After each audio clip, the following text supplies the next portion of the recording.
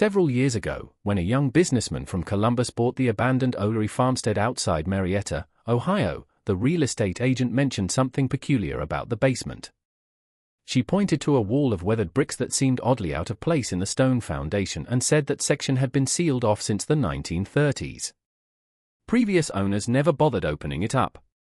Behind those 91-year-old bricks, what he discovered would force historians to rewrite a dark chapter of Ohio's medical history. A chapter that powerful families had spent nearly a century trying to erase.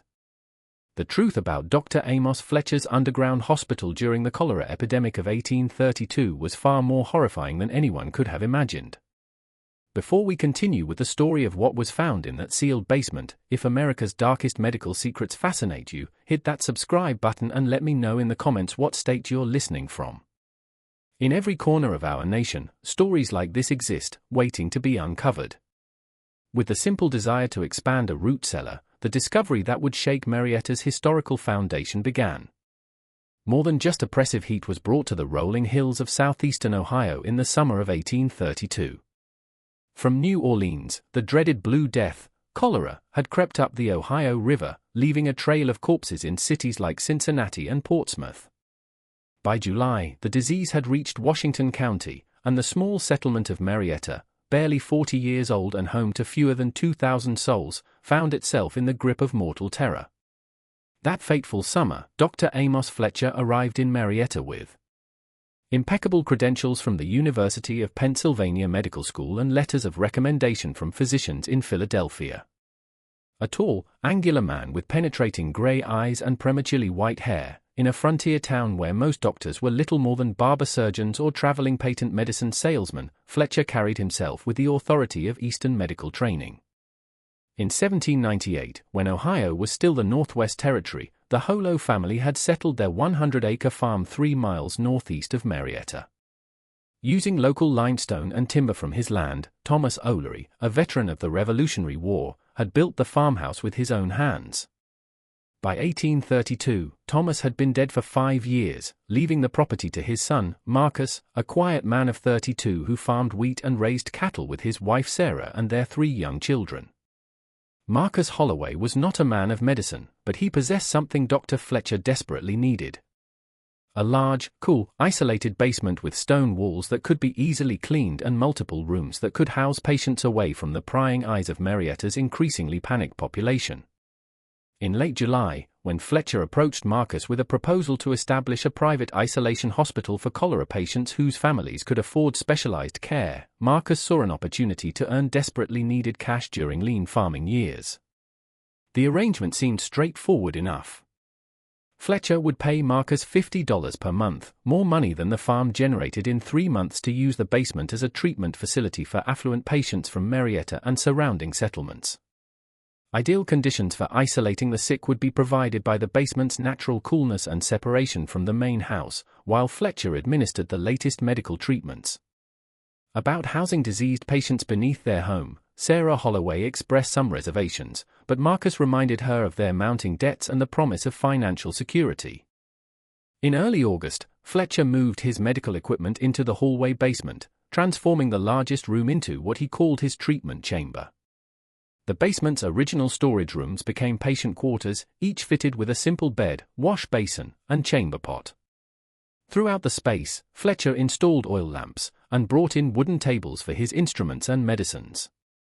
To the casual observer, it appeared to be a well-equipped, if somewhat primitive, medical facility.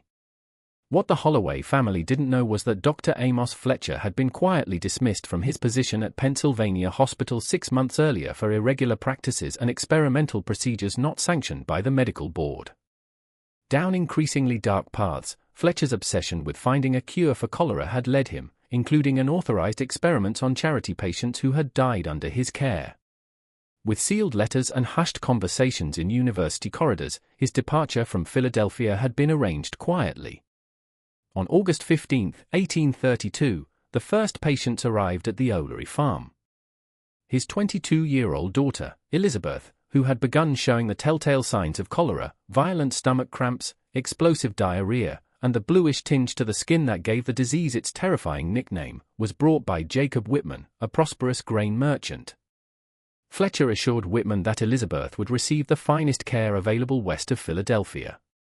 Treatments based on the latest European medical theories that were simply unavailable in Marietta's crude public hospital. Whitman paid Fletcher's fee of $25, nearly a year's wages for a common laborer, and departed with the promise that he could visit his daughter in 3 days. A strict quarantine period to prevent the spread of infection had been insisted on by Fletcher, a policy that seemed both medically sound and professionally responsible. That very night, Elizabeth Whitman died. Unknown to the families who entrusted their loved ones to his care, Fletcher's treatment methods were based on a radical theory he had developed during his final months in Philadelphia. Convinced that cholera was caused by an excess of corrupted humors in the blood, Fletcher believed that only the most aggressive purging and bloodletting could save patients. His graduated depletion therapy involved drawing enormous quantities of blood, sometimes up to 2 quarts from a single patient, while simultaneously administering massive doses of calomel, a mercury-based compound that induced violent purging. The theory was not entirely without precedent. In 1832 medical practice, bloodletting and mercury treatments were common. But even by the standards of the day, Fletcher's doses were extreme. From a cholera patient, a typical physician might draw 8 to 12 ounces of blood. Fletcher routinely drew 10 times that amount. Where other doctors administered calomel in grain-sized doses, Fletcher's therapeutic doses contained enough mercury to poison a healthy man. In a leather-bound journal that he stored in a locked wooden box, Fletcher kept meticulous records of his treatments, documenting each patient's response. These records, written in Fletcher's precise hand, would later provide the most damning evidence of what transpired in the hallway basement during those terrible months. Of Elizabeth Whitman, Fletcher wrote, "Patient exhibits typical caloric symptoms upon admission. Commenced graduated depletion at 2:00 p.m. with initial bleeding of 24 ounces. Patient's pulse weakened but complexion improved. Administered 15 grains calomel with laudanum. Second bleeding of 20 ounces at 6 p.m. produced marked improvement in humoral balance. Patient resting comfortably. Third bleeding scheduled for midnight to complete initial purification cycle." What Fletcher described as marked improvement was actually the progressive weakening of a young woman whose body was being systematically drained of its ability to fight disease. Not of cholera, but of acute blood loss and mercury poisoning, Elizabeth Whitman died. Her body finally succumbing to Fletcher's cure rather than the disease itself. Telling Marcus Holloway that immediate burial was necessary to prevent contagion, Fletcher buried Elizabeth in a crude grave behind the farmhouse. When Jacob Whitman arrived 3 days later to visit his daughter, Fletcher informed him with practiced somberness that Elizabeth had died peacefully in her sleep after initially responding well to treatment. The disease progressed too rapidly for even the most advanced medical intervention, Fletcher explained. "I'm deeply sorry for your loss, Mr. Whitman. I did everything medical science allowed." Consumed by grief and grateful that his daughter had at least died under professional medical care rather than in the overcrowded chaos of Marietta's public hospital, Whitman paid Fletcher an additional $10 for burial expenses and departed none the wiser. On August 20th, the second patient arrived. A 45-year-old blacksmith from nearby Belpre, Thomas Carmichael, whose family had pooled their savings to afford Fletcher's private treatment. Before succumbing to the same combination of blood loss and mercury poisoning that had killed Elizabeth Whitman, Carmichael lasted for days under Fletcher's graduated depletion therapy. By September, throughout southeastern Ohio, word of Fletcher's private hospital had spread. Desperate families terrified by the rising death toll in public hospitals where patients were lucky to receive any treatment beyond prayer and crude palliative care began arriving at the O'Leary farm with their life savings and their dying loved ones. In people who had never encountered a university-trained physician, Fletcher's Eastern credentials and professional manner inspired confidence. The basement that had once stored grain and preserves now housed a steady stream of patients who paid premium prices to die under Fletcher's methodical care. The perfect criminal enterprise had been created by Fletcher. A clientele whose desperation made them willing to pay any price, a disease whose high mortality rate made deaths unsuspicious, and an isolated location where his activities could proceed without oversight. By October 1832, Fletcher had refined his operation into a grotesquely efficient system.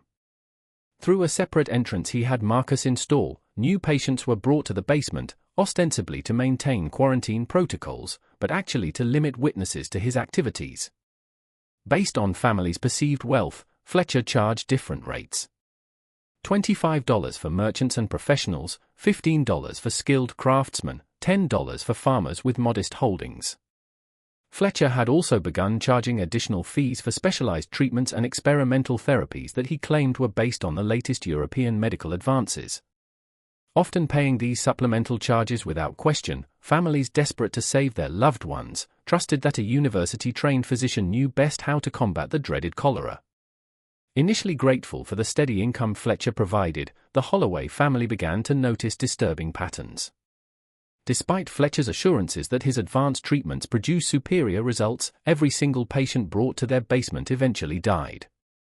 Sharpened by fear for her own children's safety, Sarah O'Leary, whose maternal instincts began to question whether the basement was truly as safe as Fletcher claimed.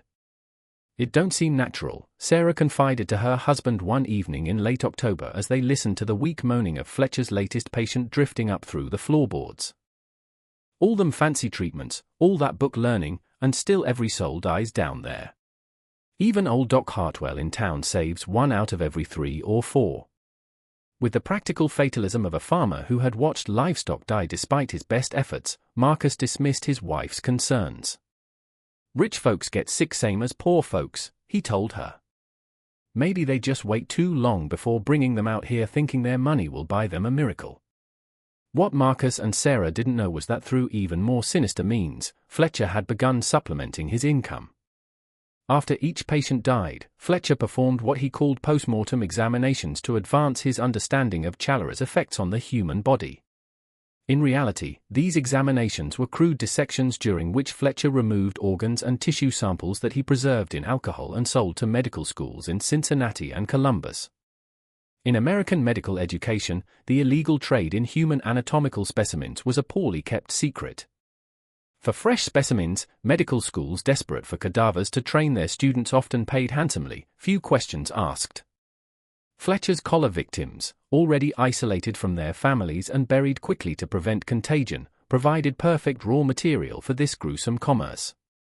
The cold calculation behind his activities is revealed by Fletcher's journal entries from this period.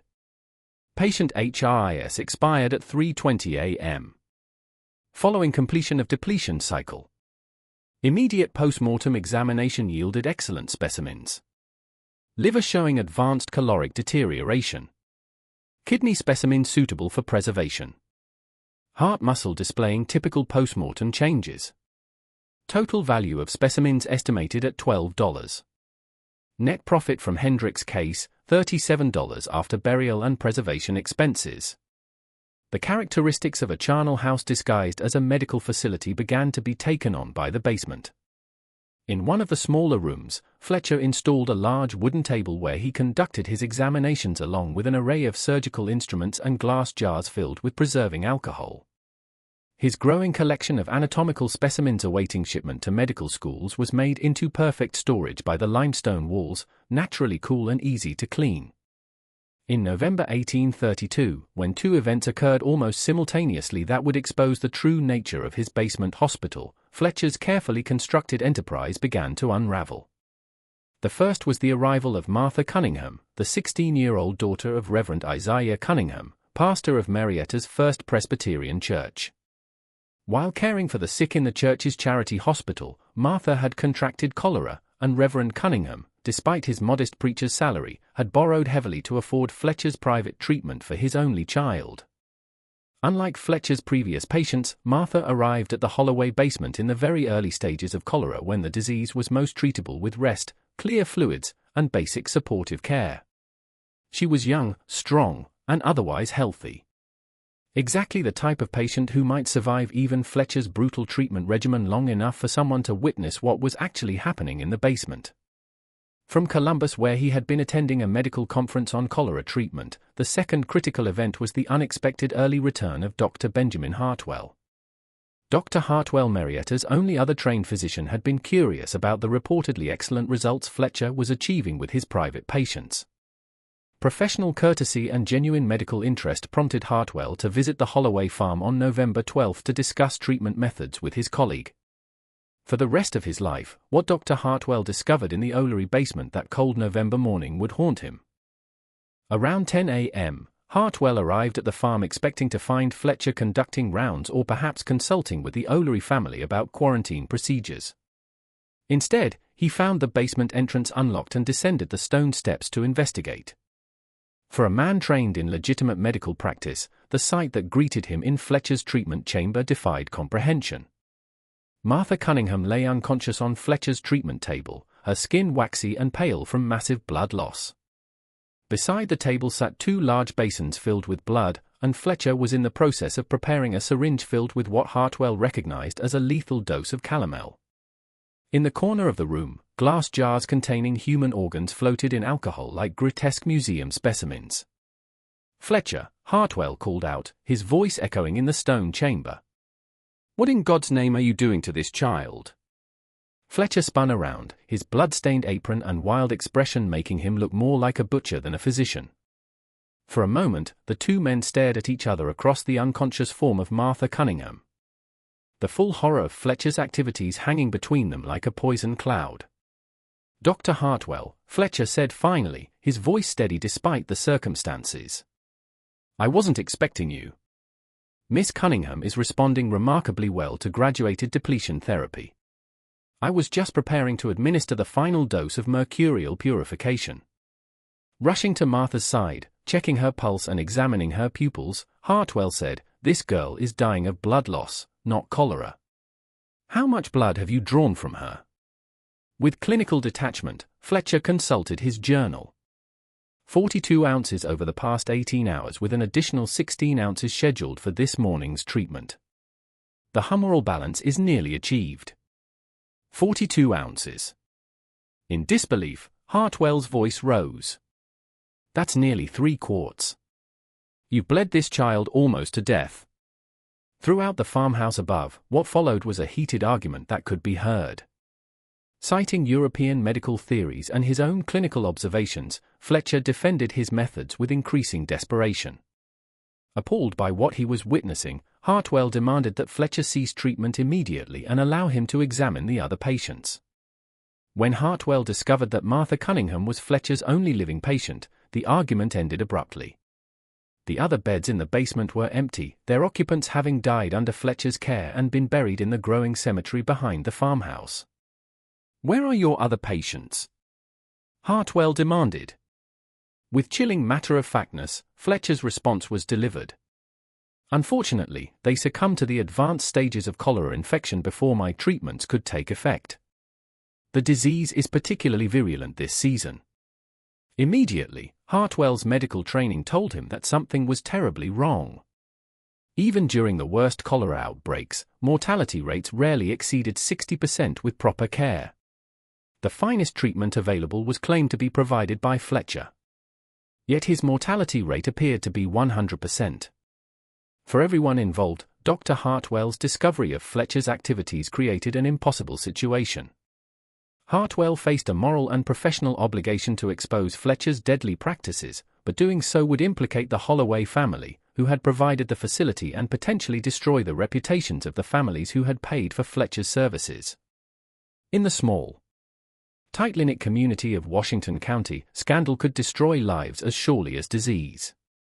Among Marietta's most prominent citizens were the families who had entrusted their loved ones to Fletcher, merchants, craftsmen, and landowners whose social standing depended on their reputation for good judgment and moral character. To admit they had been deceived by a charlatan would bring shame that could last generations. Hoping to reverse the damage Fletcher had inflicted, Hartwell immediately began treating Martha Cunningham with fluids and rest. Meanwhile, he sent word to Reverend Cunningham and several other prominent citizens, requesting their immediate presence at the Holo farm for a matter of gravest importance regarding Dr. Fletcher's medical practices. The power structure of Marietta society was represented by the men who gathered in the O'Leary farmhouse that afternoon. Reverend Cunningham, Judge William Putnam, Merchant Samuel Fearing, and banker Nathan Gilman each had either entrusted family members to Fletcher's care or had recommended Fletcher to friends and neighbors. Like a physical blow, Hartwell's revelation of Fletcher's activities hit the group. As a killer who had systematically murdered their loved ones while charging premium prices for the privilege, the respected Eastern physician they had welcomed into their community was revealed. Evidence of medical fraud, malpractice, and possibly deliberate murder was contained in the basement they were standing above. Cornered and facing the collapse of everything he had built, Fletcher made a desperate attempt to justify his actions. He produced his journal and began reading excerpts that documented each patient's treatment, arguing that his methods were based on legitimate medical theory and that the high mortality rate was due to the severity of the cholera outbreak, not his treatment protocols. "Gentlemen," Fletcher said, his voice taking on the lecturing tone of a medical school professor, "I understand your shock at witnessing advanced medical procedures.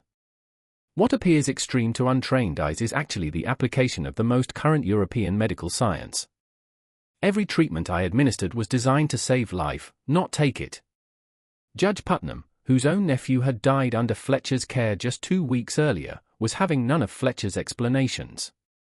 "Dr. Fletcher," he said coldly, "are you telling us that bleeding a 16-year-old girl nearly to death is accepted medical practice?"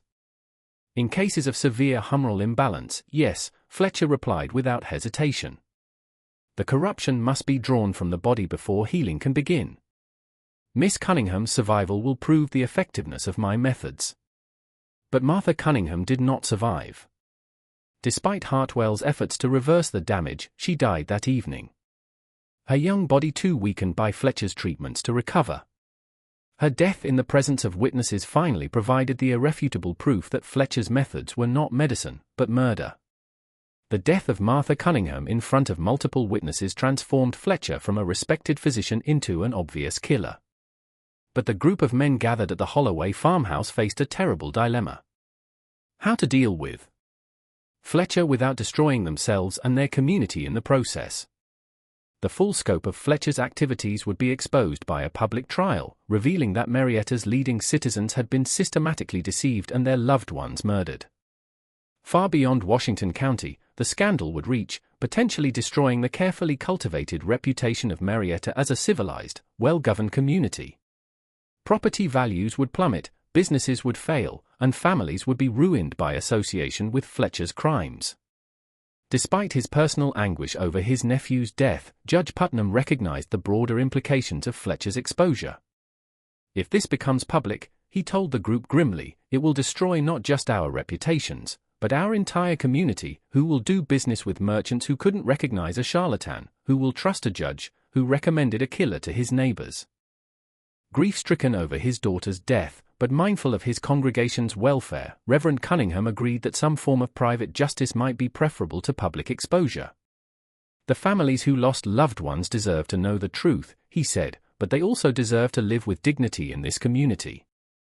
A public trial would destroy the innocent along with the guilty." The decision was made to confront Fletcher privately and demand his immediate departure from Ohio. The evidence of his crimes would be gathered and preserved, but not made public unless Fletcher refused to leave voluntarily. It was a compromise that satisfied no one, but seemed to offer the best chance of protecting the community from further damage. However, Fletcher refused to cooperate with the plan. Cornered and desperate, he declared that he would rather face public trial than abandon his medical research and flee like a common criminal. He threatened to expose the complicity of the Holloway family and other community members who had profited from his activities, claiming that any attempt to force his departure would result in scandal for everyone involved. Through the night of November 12, the standoff continued.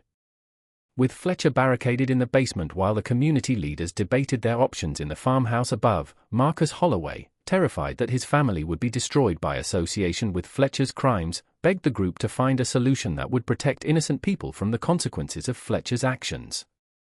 Just before dawn on November 13, when Fletcher attempted to escape through the basement's exterior entrance, the confrontation reached its climax. Judge Putnam and Samuel Fearing, who had been watching the exit, confronted Fletcher in the pre-dawn darkness behind the farmhouse. What happened next would be debated in whispers for years afterward. At sunrise, Fletcher was found dead, his skull crushed by what appeared to be a fall against the stone steps of the basement entrance. Judge Putnam claimed that Fletcher had slipped while trying to flee, striking his head on the limestone blocks. Samuel Fearing supported this account, stating that Fletcher's death was clearly accidental. Examining Fletcher's body, Dr. Hartwell found evidence that suggested a more violent end than a simple fall. But faced with the choice between exposing what appeared to be vigilante justice and protecting the community from further scandal, Hartwell recorded Fletcher's death as accidental trauma resulting from a fall. The immediate problem of what to do with a killer who refused to leave quietly was solved by Fletcher's death, but it created new challenges for the community leaders who now had to conceal not just medical fraud, but also what appeared to be murder. The basement full of evidence, Fletcher's journal, his surgical instruments, the preserved organs, and the makeshift treatment facility had to be dealt with quickly and permanently. The decision was made to seal the basement completely, entombing all evidence of Fletcher's activities and creating a permanent monument to the community's darkest secret. Desperate to distance his family from the scandal, Marcus Holloway agreed to brick up the basement entrance and never speak of what had transpired there. Carefully crafted and consistently told, the official story was that Dr. Fletcher had died in an accidental fall while treating cholera patients in his private hospital. To prevent the spread of infection, his sudden death had made it necessary to abandon and seal the basement facility. The patients who had died under Fletcher's care were victims of the cholera epidemic, nothing more. Attended only by the men who knew the truth about his activities, Reverend Cunningham conducted a simple burial service for Fletcher. In the Marietta Cemetery, Fletcher was interred with a modest headstone that identified him simply as Dr. A. R. Fletcher 1796–1832, taken by accident in service to his patients. The families who had lost loved ones under Fletcher's care were quietly informed that their relatives had died of cholera despite receiving the finest medical treatment available. Most accepted this explanation, grateful to believe that their family members had died under professional care rather than in the chaos of the public hospital. Dr. Hartwell destroyed his own notes about Fletcher's activities and never spoke publicly about what he had discovered in the Olery basement. The trauma of witnessing Fletcher's crimes and their violent resolution affected Hartwell deeply. He began drinking heavily and died just 3 years later, taking his knowledge of the truth to his grave. Using locally quarried limestone, Marcus Holloway built a wall, sealing the basement entrance, making it appear that the space had always been separate from the main foundation. He planted ivy around the exterior entrance and allowed it to grow over the stones, creating the impression that the sealed area had been abandoned for many years. Even among themselves, the Holo family never spoke of their basement's dark history. Marcus destroyed the furniture and equipment that Fletcher had brought to the farm, burning what could be burned and burying the rest in unmarked graves scattered across his property. Within a year, the sealed basement itself, hidden behind a wall of limestone and silence, was the only physical evidence of Fletcher's activities. From Marcus to his son Thomas and from Thomas to his son Robert, the secret of the Holloway basement passed. Each generation of Holloways maintained the sealed basement as they had inherited it, understanding that opening it would resurrect a family shame too terrible to confront. Part of the farmhouse's foundation became the limestone wall, so integral to the structure that later generations forgot it had ever been anything else. As decades passed, the cholera epidemic of 1832 became a distant memory, recalled only in church records and cemetery headstones. The families who had lost loved ones under Fletcher's care passed down stories of relatives who had died during the terrible plague year, grateful for the care they had received from a dedicated Eastern physician who had given his own life in service to his patients. Dr. Fletcher's reputation, carefully preserved by the cover-up, actually improved with time. He became remembered as a heroic figure who had brought advanced medical knowledge to the frontier and died tragically while treating the sick. Several Marietta families named sons Amos in his honor, and the town's medical society established a small scholarship in Fletcher's memory. Over the decades, the Olery farm prospered. Its dark secret buried beneath productive fields and growing livestock herds. Marcus lived to age 78, taking his knowledge of Fletcher's crimes to his grave in 1878. Sarah died 10 years later, having never spoken of the terrible months when their basement had housed Fletcher's Chamber of Horrors. By 1900, when the original witnesses to Fletcher's activities had all died, the sealed basement had become simply an architectural curiosity, a space that served no purpose, but was too expensive to excavate and renovate. the Holloway descendants, who inherited the property in the early 20th century, occasionally considered opening the space, but were deterred by the cost and inconvenience of major construction work. The sale of the Holloway farm was forced by the Great Depression to pay taxes and debts, ending more than a century of family ownership. The new owners, immigrants from Eastern Europe, who spoke little English and cared nothing for local history, farmed the land efficiently, but took no interest in the farmhouse's peculiarities. They sealed off entire sections of the house to save on heating costs, including the area above the mysterious bricked-up basement. Through the 20th century, the Holloway farmhouse changed hands multiple times as agriculture in southeastern Ohio gave way to suburban development and industrial activity. Each set of owners noted the sealed basement, but assumed it was the result of structural problems or water damage. What lay behind the limestone wall, no one thought to investigate.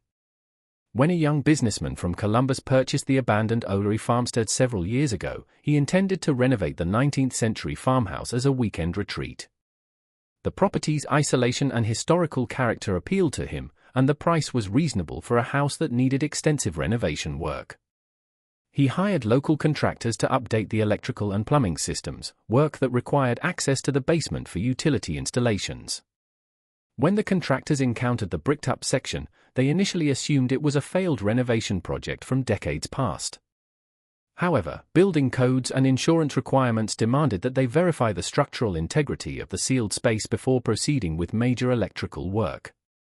On a cold morning in early spring, the new owner and his contractor began carefully removing the limestone blocks that had sealed the basement for 91 years.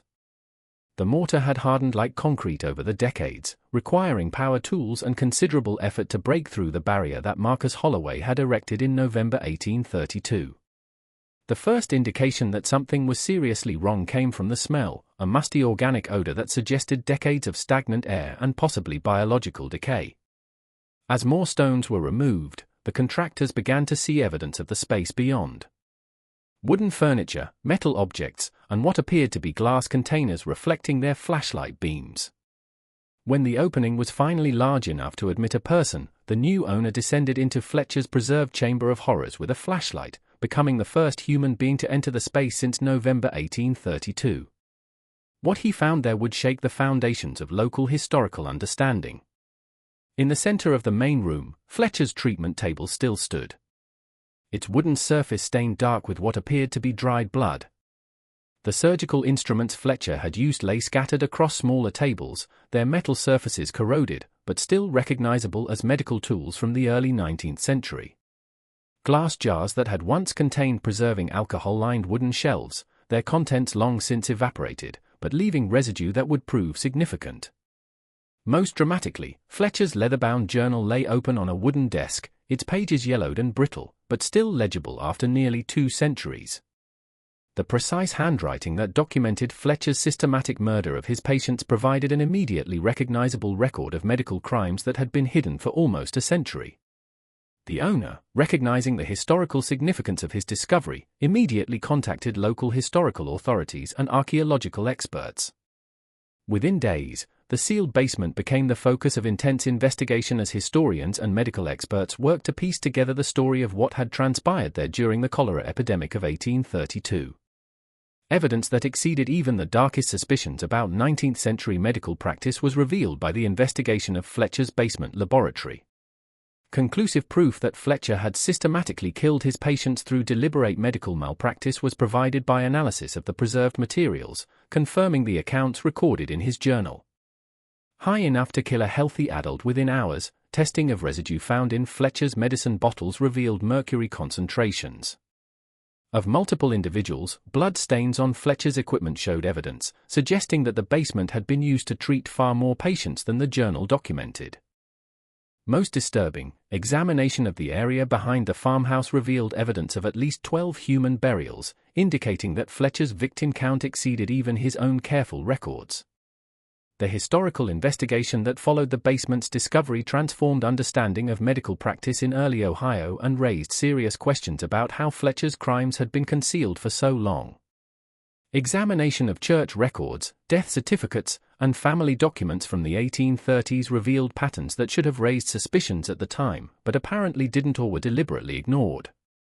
Medical historians who studied the case described Fletcher's operation as one of the most systematic cases of medical murder in American frontier history, concealed by a community conspiracy that prioritized reputation over justice. The evidence suggested that Fletcher had killed at least 24 people over a 4-month period, collecting fees that represented enormous sums for the time. The length to which prominent citizens had gone to conceal Fletcher's crimes and protect their own reputations was also revealed by the discovery. Analysis of contemporary documents showed that the cover-up extended far beyond the immediate witnesses, involving courthouse officials who altered death records, local leaders who suppressed unfavorable stories, and religious authorities who provided false testimony about Fletcher's character. Perhaps most disturbing was evidence that Fletcher's activities were not entirely unique. Research prompted by the basement discovery revealed similar suspicious patterns in other Ohio communities during the same period, suggesting that medical fraud and malpractice were more common than previously understood. The isolation of frontier medical practice and the desperation of families facing epidemic disease created perfect conditions for predators like Fletcher to operate with impunity. A reassessment of how medical practice was regulated in early America was forced by the Holloway basement discovery and raised questions about how many other respected physicians might have been operating similar enterprises in communities across the expanding frontier. The evidence suggested that Fletcher's crimes were concealed not by sophisticated criminal planning, but by the simple willingness of a community to prioritize its reputation over justice for his victims. For months, the excavation of Fletcher's basement laboratory continued as investigators carefully documented and preserved evidence of crimes that had been hidden for nearly 2 centuries. Fletcher's crimes and the failures of oversight that had allowed them to occur were acknowledged by local medical authorities.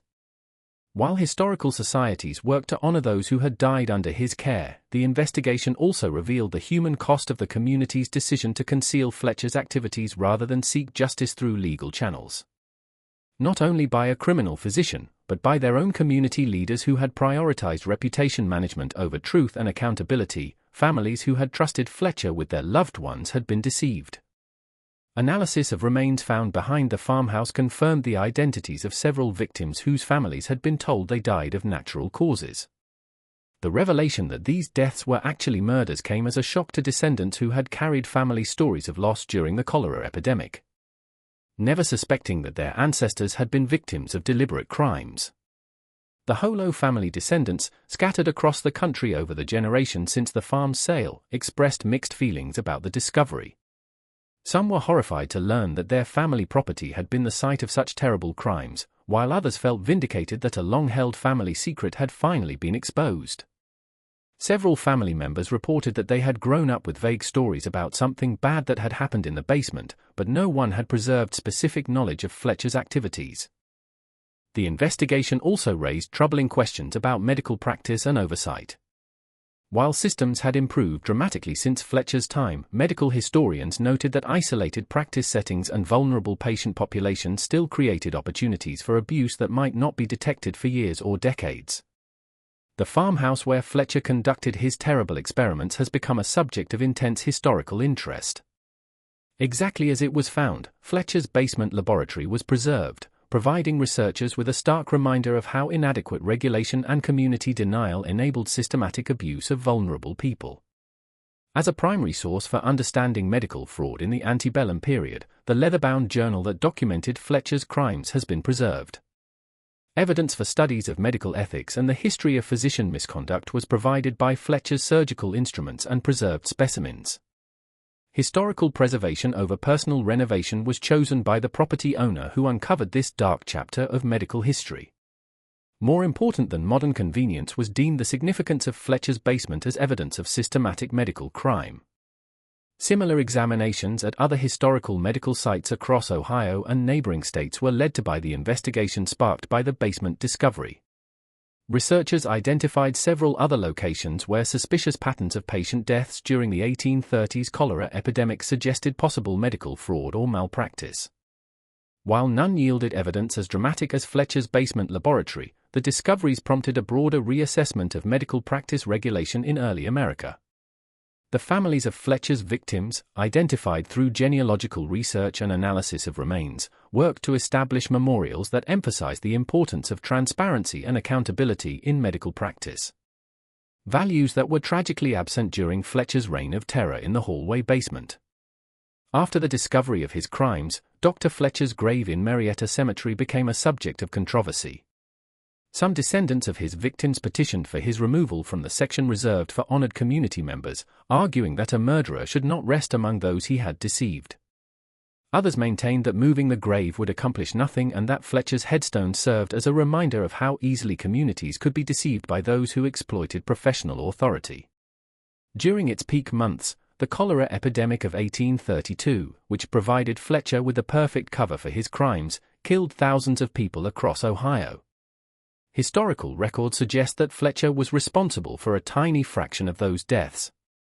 But one of the darkest chapters in American medical history is represented by his systematic abuse of trust and deliberate murder of patients seeking help. Several factors that enabled his crimes were identified by medical ethicists who studied Fletcher's case. The isolation of rural medical practice, the desperation of families facing epidemic disease, the lack of effective medical licensing and oversight, and most critically, a community's willingness to prioritize reputation over justice when confronted with evidence of systematic abuse. Questions that extend far beyond the specific crimes of Dr. Amos Fletcher are raised by the discovery in the hallway basement. How many other physicians in early America operated similar enterprises using epidemic disease as cover for systematic fraud and murder? How many communities chose to conceal evidence of medical crimes rather than face the scandal of exposure? How many families carried false stories of heroic medical care, never knowing that their loved ones had actually been murdered by the very people they trusted to provide healing? The limestone wall that concealed Fletcher's crimes for 91 years stands as a monument to the power of collective denial and the length to which communities will go to protect their reputations.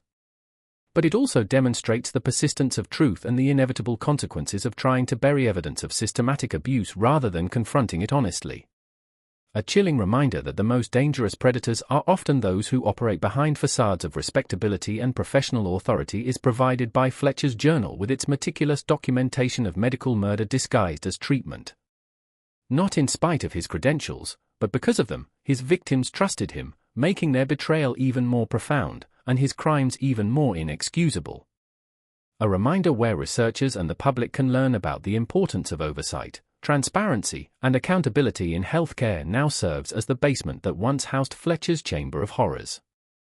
Not to sensationalize past crimes, but to prevent future ones by maintaining awareness of how easily trust can be betrayed and how quickly healing can become harm when proper safeguards are absent, serves the preservation of this dark history. Perhaps the most important lesson from Fletcher's basement is that silence in the face of evidence never truly conceals crime. It only delays justice and multiplies harm. The community leaders who chose to seal Fletcher's laboratory rather than expose his crimes thought they were protecting their neighbors from scandal and shame. Instead, they created a deeper shame that could only be resolved when the truth finally emerged nearly 2 centuries later. With the scene of crimes that shocked even experienced historians, the discovery in Fletcher's basement laboratory confronted investigators. To remind future generations of what can happen when medical authority is abused and communities choose denial over accountability, the experience was deliberately preserved. That Fletcher's crimes were not the product of primitive 19th-century medicine, but of deliberate choices made by an individual who used his professional authority to exploit vulnerable people is emphasized by historical studies. While improved in terms of regulation and oversight, medical practice still required constant vigilance to prevent similar abuses from occurring. Just when we thought we'd seen it all, the horror in the